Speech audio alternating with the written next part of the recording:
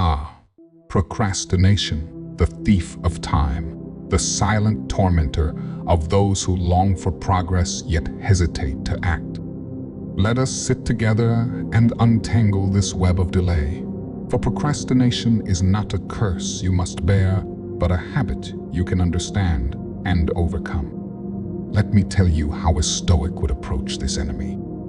First, procrastination is fear in disguise, and fear has no power over the prepared mind. You may resist this idea at first, saying, "I'm not afraid, I'm just waiting for the right moment," or "I'm not in the mood." But dig deeper. When you delay, what lies beneath? Are you worried you won't succeed? Do you dread the possibility of failure or criticism? Are you overwhelmed by the effort it will take? Procrastination is often rooted in avoidance, and avoidance is fear wearing a different mask. But here is a crucial truth. Fear cannot thrive when you face it head-on. The Stoics believed that naming your fear is the first to disarming it. Ask yourself, what exactly am I avoiding? Write it down. You may find that the fear is smaller than it appeared in your mind. The task you've built up to be a monster is often just a shadow on the wall. Once you name it, you can challenge it. Stoic exercise. When fear arises, visualize the worst possible outcome. As Epictetus taught, he who fears what he cannot avoid is a fool, but he who endures it bravely is wise. Ask yourself, if I fail, what is the worst that will happen? Could I recover from it? Chances are, the consequences are not as catastrophic as your mind imagines. And once you see that failure is survivable, fear loosens its grip.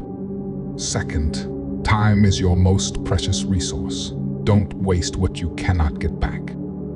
Imagine standing on the shore, watching the waves carry away grains of sand from beneath your feet. Each moment of procrastination is like that time slipping away, irretrievable. The Stoics reminded themselves daily of memento mori, the knowledge that death is inevitable, and life must be lived with urgency. Think about this. How many hours have you already lost to hesitation, scrolling through distractions, or telling yourself, "I'll start tomorrow"? If you had acted during even half those moments, where might you be now?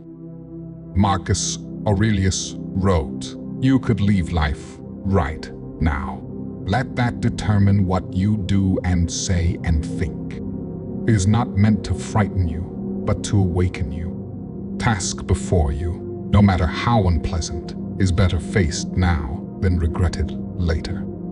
Practical application. The next time you feel the urge to delay, pause and ask, if this were my last day, would I be content knowing I spent it avoiding this task? What is the worst pain, discomfort from starting or regret from delaying? The answer is often clear. Regret weighs far more.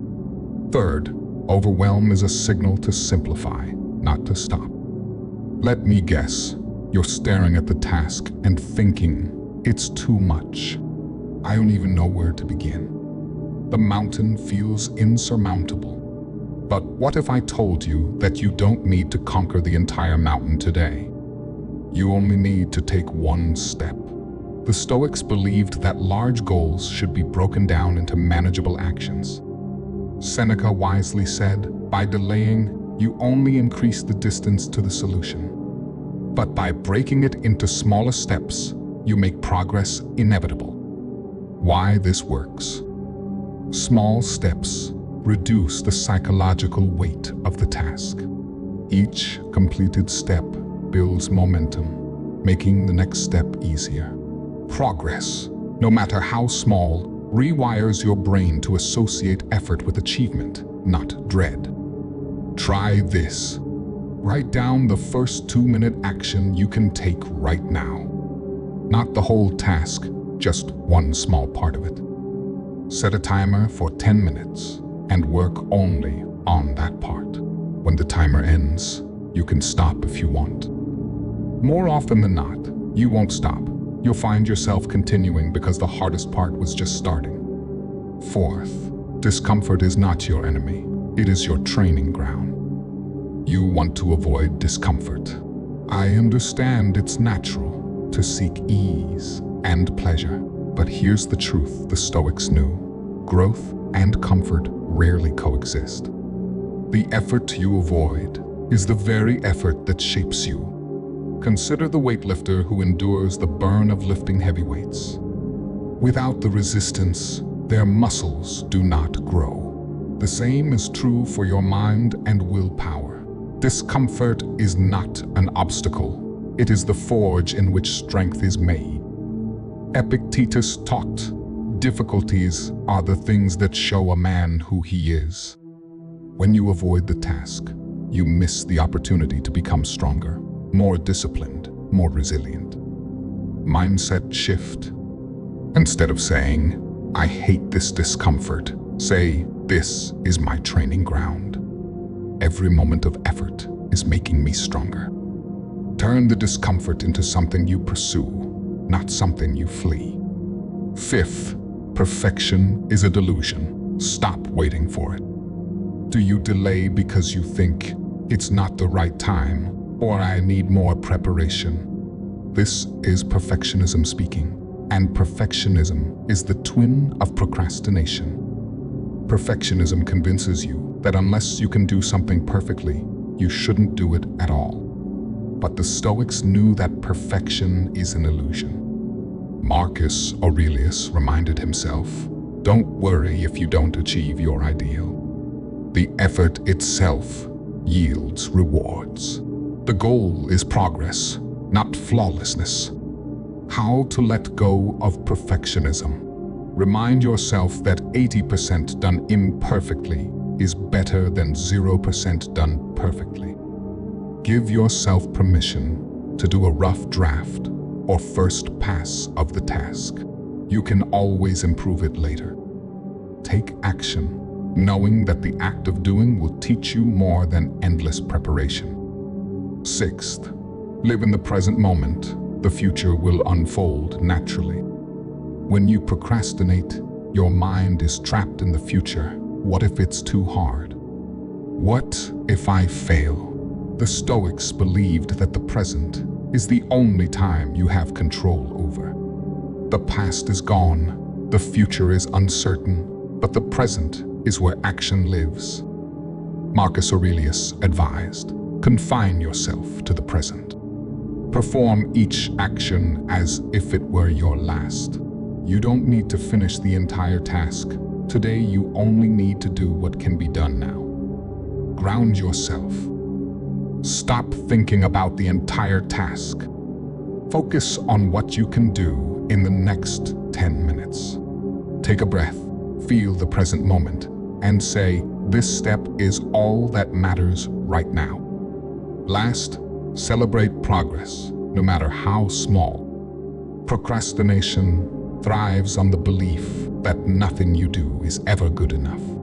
The Stoics knew the importance of recognizing small victories. Seneca said, the journey is long, but the reward is great. Each small step taken is a victory over the forces of inertia. Celebrate that victory. Remind yourself that even slow progress is progress. Final words. Stop thinking, act. I could sit here and give you 1,000 more reasons to act, but none of them matter unless you begin. As Epictetus said, don't explain your philosophy. Embody it. The only way to beat procrastination is to do something now. A closing Stoic reminder. The task is smaller than you think. The fear is weaker than you believe. The time to act is now. A Stoic prayer against procrastination. O great reason of the universe, guide me to act today, not tomorrow. May I see that the perfect moment to begin is an illusion, and that the only time I truly have is now. Give me the strength to face discomfort, the wisdom to break tasks into manageable steps, and the courage to accept imperfection as part of growth. May I honor the fleeting nature of time by choosing progress over delay, and may I find peace in the act of moving forward. Now go and begin.